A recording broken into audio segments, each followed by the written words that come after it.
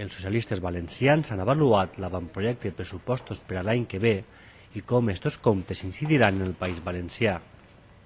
Des del PSPV han assegurat que la Comunitat Valenciana és la segona autonomia on més creix la inversió.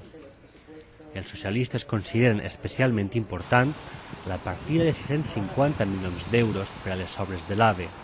També han destacat els llocs de treball que l'aplicació dels pressupostos creará. Somos la segunda comunidad detrás de Castilla y León donde más crece la inversión. Es la primera vez que estamos recibiendo prácticamente el mismo porcentaje de inversiones del Estado que la aportación al PIB por parte de la Comunidad Valenciana.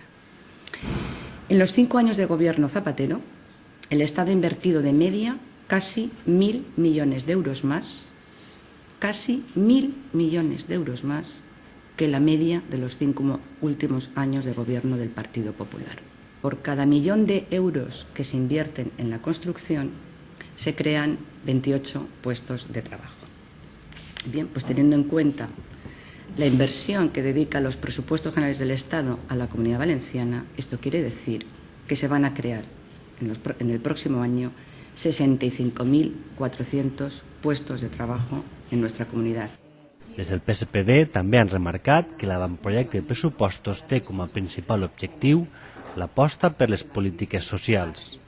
Pedirle al señor Camps que no haga lo mismo que con la dependencia o con la renta básica de emancipación y que ayude a que los valencianos sean los primeros que se puedan beneficiar de las políticas de empleo y de recolocación con el dinero que pone el Estado a favor de los desempleados. El gasto social, por primera vez, representa ya un 52% del presupuesto total del Estado.